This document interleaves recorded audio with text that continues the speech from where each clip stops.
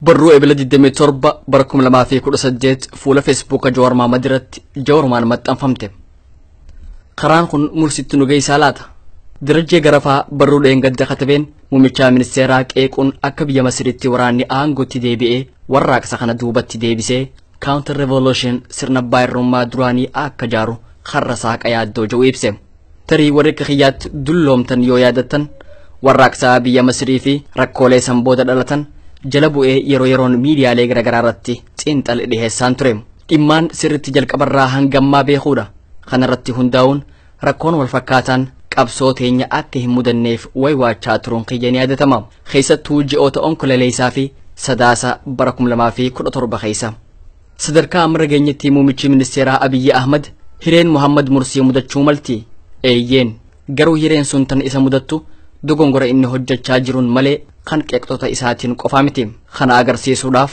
دوغنغورا مرسين هجته وراناف خرباني أرمان قدتين قباب سيدي هيسام موتم ما حسني مبارك سوچي أمتاتو قفسي خان جيچون يرو مرسين آنغو تلوفو أكما ما إتيوبيا غيسا خانتي همنا والمدالو لما تتريم همنا ورانا في تخا قمتو كون همنا أمتا people power قمخانين مرسين هندو درو خانهو بچون همنو تلمان خيسا خمتو جيجيرمان بربادو فيدوف نچنا هيريرو دنده جئe تين تلو قبطرم درو مرة دوغنغورا ايغلم اكمين بيتين سرنباي ريخيسا وان ترتيف بارتي لين سياسا هندي لام شوترن همني قرما إنك أبو مسلم برازر هود بارتي بيرسما في حقا خم بفهوا سماتين إلا فجر قرما بيتردم وراني خنوان بيخوف أصو بارتي لين هنجباتين هم مريتيني في إموت ججبرتي وليف هنجلين غرفل النوت أكاديمو ديباغودن ورّي مسلم برازر مورميتوتا برورا چمنوان قبنيف موهو أكدن دهن قفا مدالي غيسا قلچون فلنو أكاقودمو تولجان إساني في بارتي ليخاوان جدوت أديمس فلنو في قودما آنغورتي ولي قلتين هماتو أصو هنگودمين فلنو سيناني موهتن فلنو بوداس تايتا سياسا بارتي براتيف أصو هنقودين إفما فرطن مسلم برازرين بارتي لي بروتين يوم دالمو deeggar sawayyaa qabaatus ummata guutuutu cinaa hiriiree miti muslim braazeriin sadarkaa paarlamaatti harka 47 pirezidaantummaaf ammoo mursiin sagalee dhibbeentaa 52 moohate ummanni walakkaan hafe warraaqsa keessatti hirmaatus shora guddaa qabaatus alatti hafe ni dallane akkuma taayitaa qabateen ammaas paartiilee fi hayyoota muslim braazer ala jiran mari'achiisuu fi waliif galuuf afeeruu dhiisee imaammataa fi ilaalcha paartii fi hojjettii huyaale mormiin isa mudachuu eegale jeneraalota gubbara jiran khaase kannaaf amanan je'uun jijjiiruun waanuma waraana san guututti tohate waan itti fakkaateef caasaa gubbaa hamma gadiitti jijjiirama barbaachisu osoo hin goonetti dhiise adaduma inni imaamata ummata hunda hin hammannee fi hin hirmaachifne hojjetti hiikeen mormiin isatti dhalachuu fi deeggartummaan isaatuu mucucaachuu eegalan ummata walakkaa tokkoo fi mursii jidduutti wal faalleessuun dhalachaa deemuun waraanaa fi dameetikaa kan jijjiirama hin feeneef hireebanan wal dhibdeen humnoota jijjiiramaa taayitaa irra jiranii fi taayitaa alaa akka daran babal'atu shoora taphachuu eegalan diinagdeen biyyattii hammi guddaan harka waraanaa waan jiruuf dhiheessii hir'isuun qaalomina jireenyaa uuman hojii nageenya biyyaa tiksuu hir'isuun kashlabbummaa holigaanizimii fi yakki akka babal'atu godhan bakka tokko tokkotti ammoo mormii imaammata mursii irratti godhamu humnaan cafaquu eegalan ummanni abbaa irrummaa jalaa baanee bilisummaatti ceena je'ee bilisummaas nageenyaas misoomaas dhabuu eegaleem jeequmsii fi gaaga'amni diinagdee hammaachaa deemuun ummanni waa hunda caalaa tasgabbii feena yaada je'u akka horatu godheem ni fincile mootummaa mursii raase tasgabbiin fida je'ee waadaa galuun jeneraalummaan mursiin shuume fonqolchee aangoo qabateem dogongorri mursii galaafate waa lama gochuu dhabuusaati humnoota biyyattii lamaatu jira jenne tumsi isaa humna ummataati humni ummataa sun daran jabaatee akka cimu tarkaanfiilee gaafii fi fedhii ummata sirna duraasan huffisee saffisaan deebisaa humnoota siyaasaa ifitti qabaa cimsuu dadhabe akkasuma humna waraanaa laaffisuun jijjiirama hoggansaa fi caasaa gubbaa hamma jalaatti saffisaan gaggeessuu dhiisee qondaalotuma muraasa kaasee amane dhawaataan humni isa deeggaru qoqqoodamaa laamshawaa deemee isattuu garagale humna silaa isaaf hamaa laaffisuu dhiisee akkuma jiraniin itti fufsiisee aangoo to'achuuf billaa itti qarachuu eegale inumaatuu dogongorri inni humna ummataa cimsurratti raawwate humna waraanaatiif deeggarsa ta'e ummatuma sirna baay'ee waraanaa qabsoon hoffiseetu daandiitti deebi'ee pirezidaantii sirna dimokiraatawaan filametti duulee lafaan dhahe. Warraaqsi Masrii akka if booda deebi'uuf badii guddaa kan raawwate Mursii fi paartii isaati. Kana jechuun garuu aktivistoonni dhaabbileen siyaasaa fi hayyoonni dogongora hin hojjanne jechuu miti. Dogongora hojjetanii jiran. Badiin duraan sirna baay'ee Mubaarak hoffisuu malee san booda maaltu dhufaa irratti wanti yaadamee fi hojjetame hin turre. Kan lammadaa akkuma Mubaarak hofeen aktivistoonni hedduun injifannoo dhiichisutti goranii waan dhalachaa deemuuf xiyyeeffannaa hin kennine. Bu'aa xaarii isaanii sassaabuu dhiisanii midhaan oogitti tiroobe godhan. Hedduun isaanii waanuma qabsoon galma geessee bilisummaa if booda hin deebine goonfatanitti miidiyaalee garagaraatti injifannoo labsutti yeroo qisaasaa turan. Yookiin ammoo paartii fi namootatti aanee aangoo qabata ja'an jalatti hiriiran. Osoo kanatti jiranii dogongora hamaa tokko raawwatan. Kunis aangoo Mubaarak irraa bu'e koreen waraanaa Council of Armed Forces akka fudhatutti dhiisuu hin qaban ture. Mootummaan cahumsaa siviilii kan qaamoleen siyaasaa garagaraa irraa yookiin qaama walabaarraa akka dhaabbatu dhiibuun shorri waraanaa akka daangeeffamu mormii cimsuu qaban ture.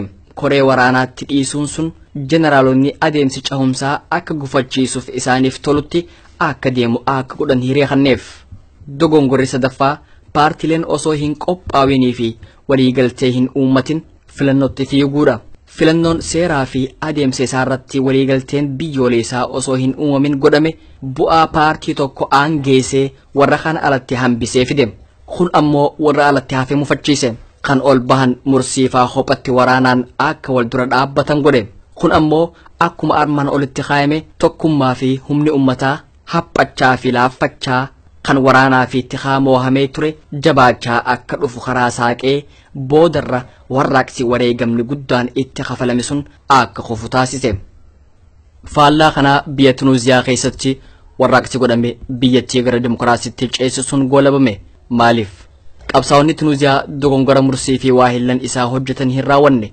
Fakkeenyaaf osoo abbaan irree Zeenal Abid bin Alii aangoo irraa hin fonqolfamin hayyoonnii fi dhaabbileen siyaasaa biyyattii chaartara waliigaltee cimaa uumanii turan. Bara 2003 irraa eegalee dho'isaa fi ifaan irratti hojjechaa waan bilcheessaniif gaafa sirna abbaa irree kufu raacitee waliigaltee lafaa qaban san ol baasan. Eenyu dursee aangoo haa qabatuuf wal dorgomuu mannaa adeemsa gara dimokiraasiitti isaan ceesisu process of results irratti waliigaluu irratti hojjechaa turan. Akkuma biyya Masrii paartiileen hedduun sirna abbaa irreetiin laamshawanii turan. Kan xiqqoorra wayyaa kan hiddi isaa sochii amantiitiin wal qabatu paartii Annahdaa ture.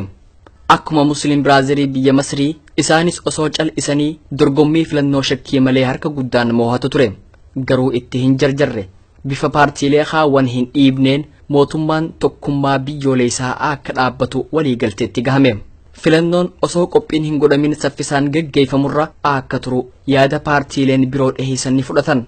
Waliigalteen murteessaan biraa paartiin Annahdaa dur biyyattiin heera shari'aatiin akka bultu fedhii qabaatus marii paartiilee biraa waliin godhaniin paartiin amantii jiraachuun mirga tahee heerri biyyattii garuu amantiin ala akka tahu waliif galan.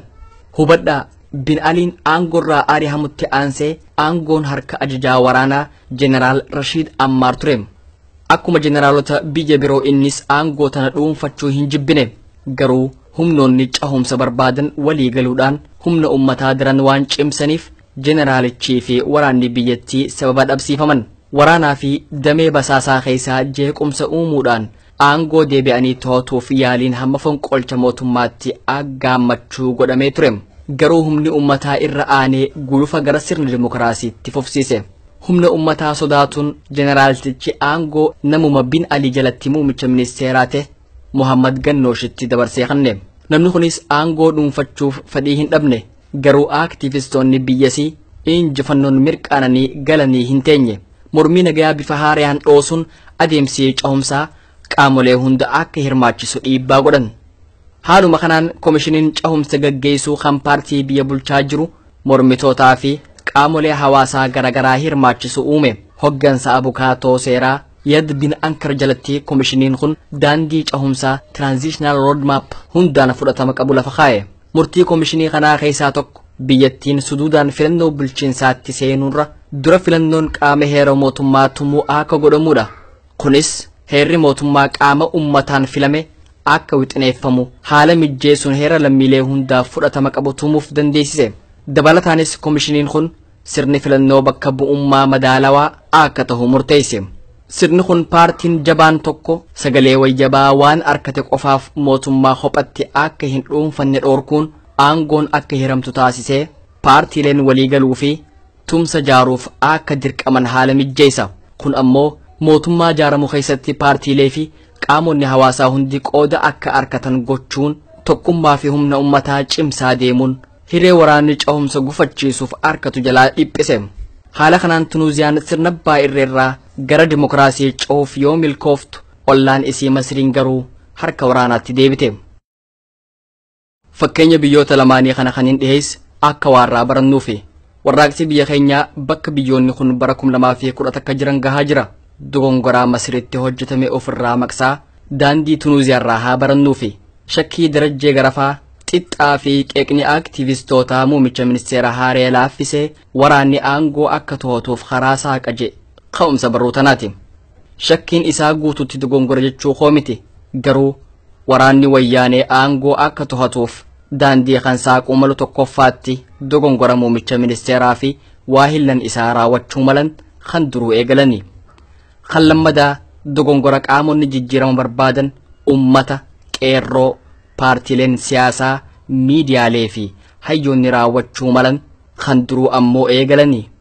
Bulchiinsi muummicha ministeeraa Abiy wanni guddaan biyyoota lamaanirraa barachuun hojiitti hiikuu qabu tokko humna ummataa daran cimsaa deemuun taayitaa arkatan aangootti jijjiiruun dhiibbaa fi aggaammii waraanaa fashaleessaa deema.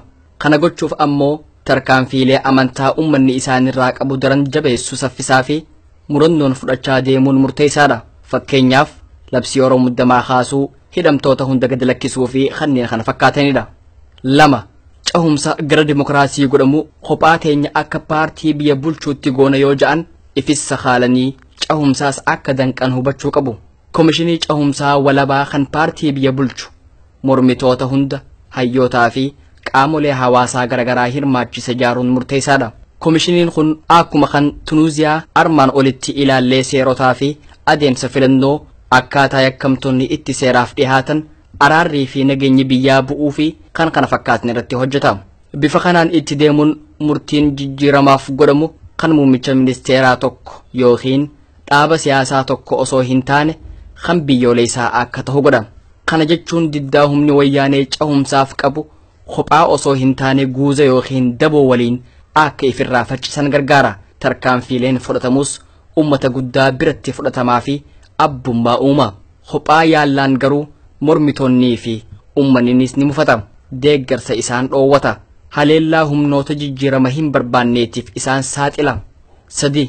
Tarkaanfiilee humni waraanaa akka jijjiirama dhufaa jiru waliin tarkaanfatu dirqisiisu saffisaan walitti aansanii fast and sequenced action fudhachuu barbaachisa. Kun qondaalota ol aanoo kaasuu qofa osoo hin taane caasaalee ajaja murteessoo walakkeessaa laaqoofeessisa. Keessattuu koreen waraanaa military council amma jiru qabiyyeen isaa akka jijjiiramu gochuun waan yeroon kennamuu fi miti. Tarkaanfiin wal fakkaataan damee basaasaa irratti fudhatamuu qaba. Gama warra mootummaan ala jiruun ammoo akka waan qabsoon goolabamteetti dhiichisuun akeeka bilisummaa argamsiisuuf kaayame kan gufachiisuu fi wareegama hangammaa kafalame kan dhadhaa ibidda bu'e taasisu akka ta'e hubachuun feesisaadha.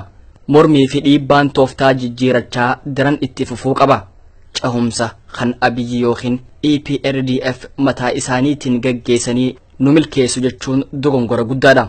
Dhiibbaa ummataatiin alatti takka fedhiin hin jiraatu. Fedhiinis jiraatu humni hin jiraatu. Humni jijjiiramaa amansiisaan yeroo mara diddaa ummataa ta'uu irraanfachuu hin qabnu. Kanaafuu qaamni cahumsa kana mijjeessu kan paartii biyya bulchu mormitootaa fi ogeessota damee garagaraa hirmaachise saffisaan akka dhaabbatu qabsoon cimaan godhamuu qaba. Mootummaan gara dimokiraasii ceena jechaa tarkaanfii cahumsaaf karaa haxaa'uu diduun takkaahuu lafarra harkisuun cahumsa gufachiisuuf akka deemu mallattoo waan ta'eef falmaa cimaan dirqisiisuu barbaachisa. Dhaabbileen mormitootaa tahanii akka adurree cidhaan hormaatunaaf qofa jettee eeggattuu paartuma biyya bulchurraa jijjiirama eegurra ifiifis sossohuun dhiibbaa godhuu qabu. Fakkeenyaaf daandii cahumsaa hordofamuu qabu ja'an qopheessanii ifii irratti walii galanii ummataa fi mootummaaf dhiyeessuu qabu. Kun dirqama isaanii akka bahanii fi adeemsa cahumsaa karaa isaaniif ta'u qabsiisuuf isaan fayyadamu. Paartii biyya bulchaa jiru kan harkifataa jiru irrattis dhiibbaa uumuun saffisaan cahumsa akka fidu dirqisiisuu danda'u. Ciisanii faca'anii mootummaa eenaan garuu isaanis qaamuma cahumsa gufachiisu keessaa tokko ta'u. Namni keenya taayitaa qabateef aktivistoonnis ta'ee uummanni ejjennoo fi murannoo bilisummaaf qabnu jijjiiruun khasaaraa guddaa fida. Akeekni qabsoo sirna siyaasaa uummata keenya hundaaf ta'u jaaruu fi malee obboleessa yookiin obboleetii teenya takka taayitaarra keenyee deebi'uu fi miti. Namoota taayitaarratti bahan kana qabsoon dhiibnee akkuma baafne biyyattii gara sirna dimokiraasiitti ceesisanii bilisummaa waaraa sustainable fiduuf akka nu gargaaraniif qeeqaa fi xixxaa cimaa barbaachisa. Dhiibbaan akkanaa ammuma ganamaan finiinuu baannaan qondaalonni kun of dagachuu harkifachuu fi dogongora uumuun humna ummataa qisaasaa deemu. Badii xiqqoo arra uuman guddifnee itti agarsiisuu baannaan badii gurguddoo boru uuman xiqqeessanii ilaaluuf deemu. Badii xixiqqaa arraatirraa qeeqaan sirreessuu dandeenya taha. Badii gurguddaa boruu hin dandeenyu. Isaan islaamsheessee qabsoo tanaas khasaarsa. Waliigalatti hireen mursii mudatte muummicha ministeeraa Abiyyi mudatuu maltiin sodaa guddaa ta'uu baatus hireen cahumsi kun gufachuu bal'aadha. Muummichi ministeeraa fi waahillan isaa deeggarsaa fi shubbisa ammaa kanaan of dagatanii saffisaan tarkaanfii gara cahumsaa geessu fudhachuu baannaan humni ummataa ol isaan baase harca'aa jilba isaan buusaa deema. Eega humni harca'ee booda tarkaanfii sirreeffamaa fudhanna yoo ja'an humna warra jijjiirama diduutiin caalamu. Gaafas filannoo lama qabu. Takka humna xiqqaa fi harca'een falmaa seenanii akka mursii moohamuu yookiin ammoo humna waraanaa fi tikaa wayyaanitti harka kennatanii ashaangullittii ta'u. Kanaafuu warri taayitaarra jirus saffisaan daandii cahumsaa saaquu warri sirnichaa alaas isaan irratti dhiibbaa gochaa ifiifis qophaa'uun barbaachisaadha.